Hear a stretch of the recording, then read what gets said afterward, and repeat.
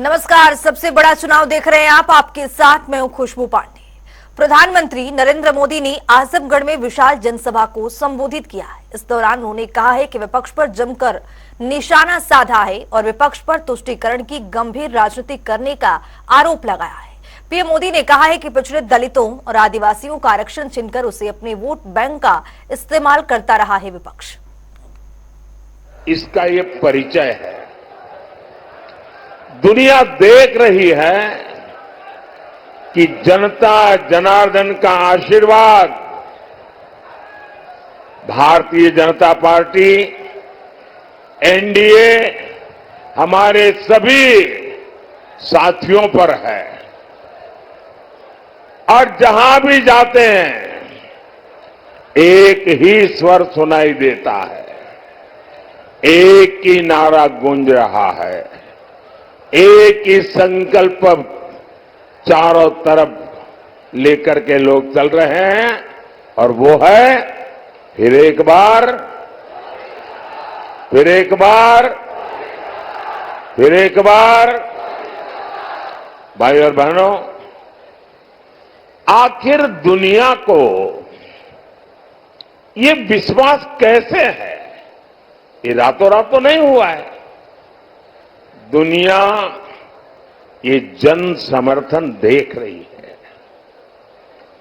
आपका प्रेम और आपका आशीर्वाद, आपका स्नेह दुनिया को अचरज कर रहा है। दुनिया देख रही है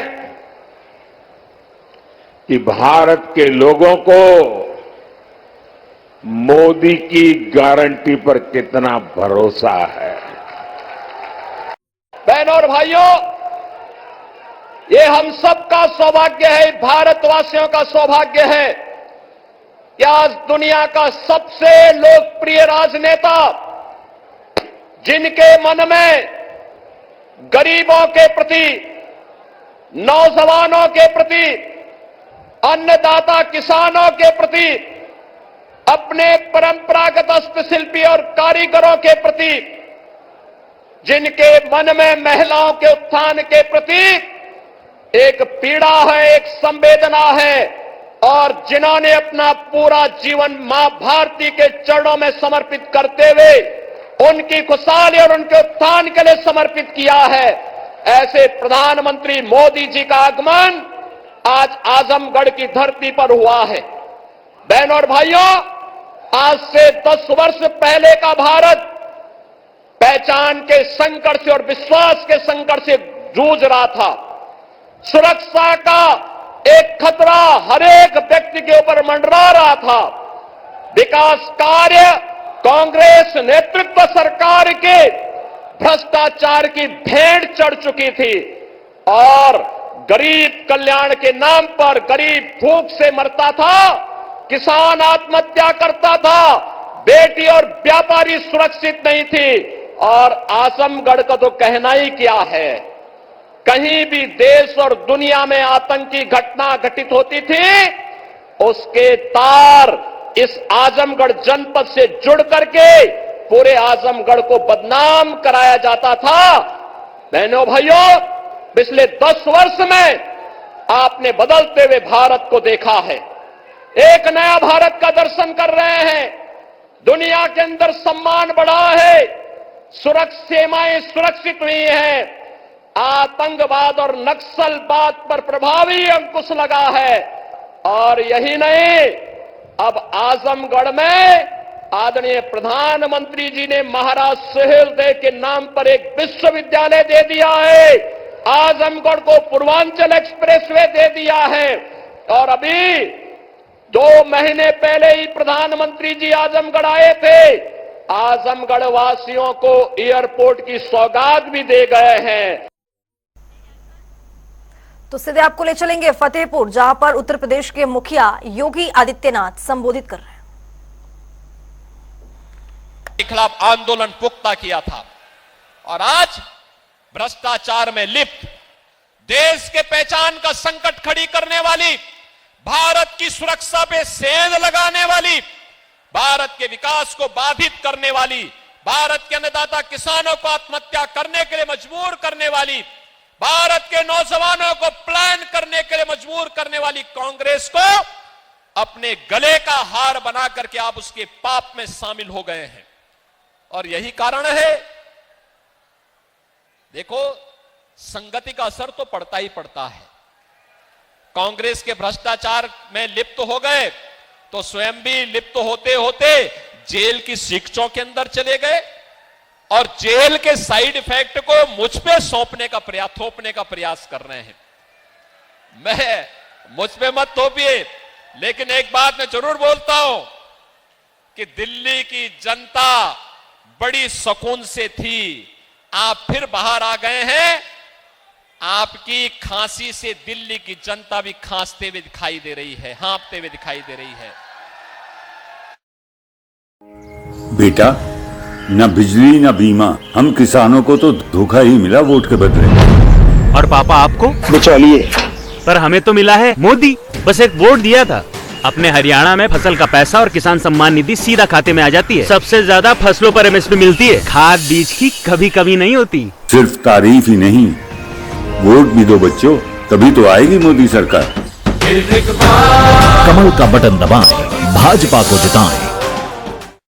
जनार्दन ने मोदी जी का समर्थन किया है, आपके प्रत्याशियों की जमानत जब्त करवाई है और आपको कहा है कोई आपके लिए ठिकाना यूपी के अंदर नहीं हो सकता है। और इसीलिए मैं आपसे फिर कहूंगा, आपको अन्ना हजारे के मिशन को आगे बढ़ाना चाहिए था। दिल्ली की जनता को स्वच्छ माहौल देना चाहिए था। अगर तुलना दूर मत करिए, आपने 15 वर्ष में दिल्ली को कितना नारकीय स्थिति में पहुंचा दिया है। आज दिल्ली की तुलना आप नोएडा, गाजियाबाद से ही कर लीजिए, उत्तर प्रदेश की बात तो छोड़ दीजिए, बहुत स्पष्ट नजर आएगी फर्क क्या है। और इसीलिए मैं आपसे कहूंगा, ये जेल के साइड इफेक्ट का आपको आनंद से शांत भाव के साथ उपचार कराना चाहिए। और मैं तो आपको फिर यही कहूंगा, देश की आवाज यही है, जीतेंगे तो मोदी, जीतेंगे तो और आएंगे तो, क्योंकि जो राम को लाए हैं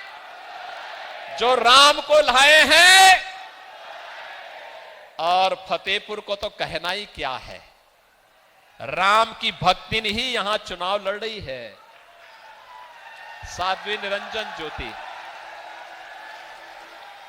उन्होंने भी कभी सोचा नहीं था कि मैं विधायक बनूंगी, सांसद बनूंगी, केंद्रीय मंत्री बनूंगी। जीवन समर्पित किया प्रभु राम के चरणों में, जीवन समर्पित किया प्रभु राम के चरणों में। और राम जन्मभूमि आंदोलन से जुड़ी हुई है, राम जन्मभूमि आंदोलन के साथ जुड़ी रही। तब कोई चुनाव की बात ही नहीं करता था, तब तो एक ही संकल्प था, राम लला हम आएंगे। तब तो एक ही संकल्प था, कभी उन्होंने सोचा नहीं, कभी नहीं, एक बार सपने में भी नहीं सोचा था। संकल्प एक ही था कि मेरे प्रभु राम अयोध्या में फिर से विराजेंगे, इसके लिए चाहे हमें कोई भी कुर्बानी क्यों न देनी पड़े, हम लोग देंगे। और साध्वी निरंजन ज्योति उस परंपरा को आगे बढ़ाने वाली ज्योति है।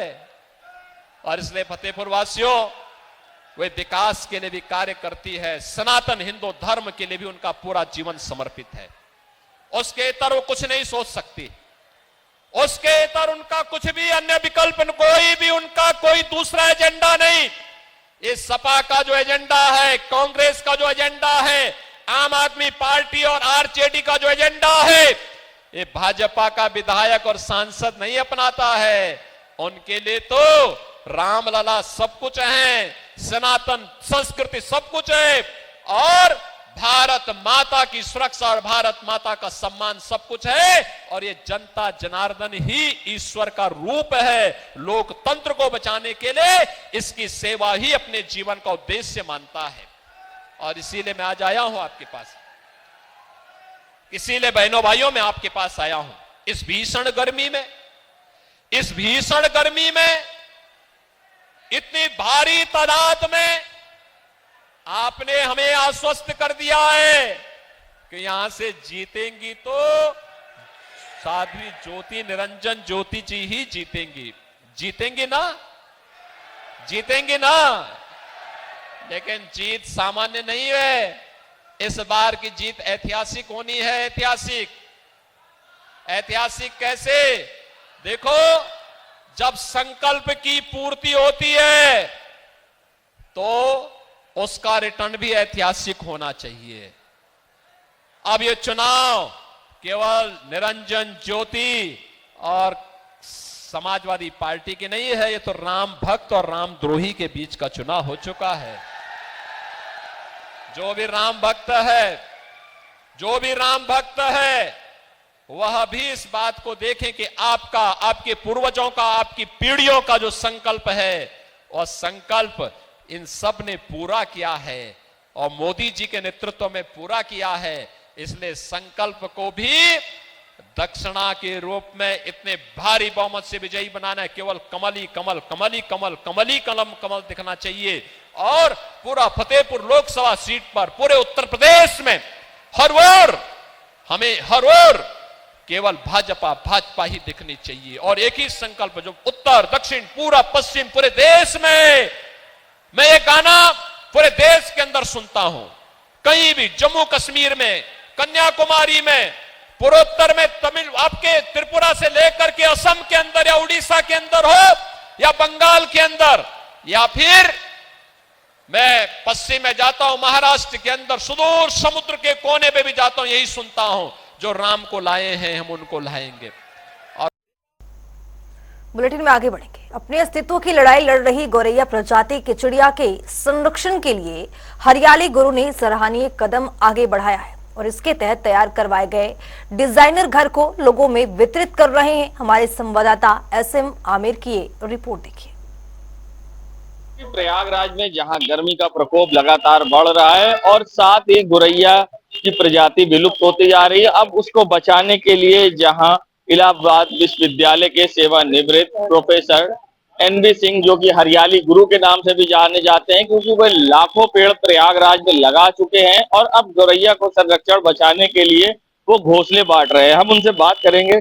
सर, आज आप लगातार घोंसले बांट रहे हैं इतने दिनों से, क्या इसके पीछे की वजह है? अंतरराष्ट्रीय दिवस 3 मनाते हैं, वेब 22 और बायोडायवर्सिटी डे 22 मई, ये अंतरराष्ट्रीय दिवस है जो हम मनाते हैं, जिसको हम वेब 22 के नाम से जानते हैं। और इसी बीच में तमाम जीव जंतु, क्लाइमेट चेंज के नाते, जलवायु परिवर्तन के नाते, आवास डिस्ट्रक्शन के नाते, शिकार के नाते तमाम जीव जंतु वनस्पतियां नष्ट हुई हैं। इसी कड़ी में एक छोटी सी चिड़िया घर की चू ची करने वाली गौरैया गायब हो रही है, जो कि बहुत कष्ट होता है। और इस घरेलू गौरैया को बचाने के लिए हमने ये मुहिम चलाई है। चिड़िया का घोंसला स्पैरो डे से शुरू किया, पहले से भी किया, बांट रहा हूं मैं, क्योंकि प्राकृतिक आवास इनके नष्ट हुए हैं। कच्चे घरों में जहां बांस बल्ली लकड़ी के दरवाजे रहते थे, वहां चिड़िया रहती थी, खाना मिलता था, आपके बीच में रहती थी, पानी पाती थी। आज उसका आवास, प्राकृतिक आवास हमने छीन लिया है और वो बाग में, गार्डन में, सब जगह रहने लगी है। इस संदर्भ आपसे बात मैं काटूंगा, ये जानना चाहूंगा कि पुराने मकान की बात अपनी जगह है, मगर जिस तरह से वृक्षारोपण होता था अब वो कम होने लगा है, क्या इसकी खास वजह ये नहीं? देखिए, विकास 99 के फिर 78% नाइट्रोजन, 21% ऑक्सीजन, ये 99 हो गई, ये किसी कोई नुकसान करेगी। लेकिन जब हम विकास की बात करते हैं और 1% के अंतर्गत हम कार्बन डाइऑक्साइड का उत्सर्जन करते हैं, CO2 इमिशन करते हैं, ग्रीन हाउस गैस बढ़ाते हैं, तमाम जीव जंतु वनस्पतियां क्लाइमेट चेंज से नष्ट हो गई, समुद्र का स्तर बढ़ेगा, ग्लेशियर्स पिघलेंगे, समुद्र में बाढ़ आएगी, तो इस तरह तमाम छोटे छोटे द्वीप डूबेंगे। इन सबसे बचने के लिए, और दूसरा चीज हम बताते हैं, जब हम वृक्ष नहीं लगाते थे तब जंगल थे, आज जब हम वृक्ष लगा रहे हैं जंगल गायब हो रहे हैं। इसलिए हम लगाने से अधिक वृक्षों को काटने पर विश्वास कर रहे हैं। आप हंसदेव फॉरेस्ट छत्तीसगढ़ में देखिए, जहां 7 लाख पेड़ काटे जा रहे हैं। ये जो मुहिम आपने चलाई है, उसको लेकर किस तरह से अब तक आपने कितने घोंसले बांटे? मैं साइकिल चलता हूँ, बेकार हूँ, पेट्रोल का खर्च बचता है, मेरा ड्राइवर का खर्च बचता है, उसको यूटिलाइज करके मैं चिड़िया का घोंसला बनवाता हूँ। अभी तक 1 लाख रुपए से अधिक के घोंसले जो मेरे साइकिल के किराए से, पेट्रोल की बचत से, ड्राइविंग की बचत से आते थे, उसको मैंने यूटिलाइज किया है। पूरे करीब 4-5 हजार घोंसले बांटे हैं। तो देखिए, प्रयागराज में साथ साथ उन्होंने अगल बगल के जनपदों में भी घोंसले बांटे। उनका कहना है कि सबसे पहले वे साइकिल का प्रयोग करते हैं, जिससे उनके ड्राइवर का पेट्रोल का खर्चा बचता है और प्रदूषण कम होता है, और उसी पैसे से वे ये घोंसले बनवा रहे हैं और लोगों तक ये बांट रहे हैं, जिससे कि गोरैया बच सके और उसकी प्रजाति आने वाली जनरेशन को पता चल सके। जनता टीवी के लिए सैयद मोहम्मद आमिर, प्रयागराज। इस बुलेटिन में मेरे साथ इतना ही। देश और दुनिया के तमाम खबरों के लिए बने रहिए जनता टीवी के साथ।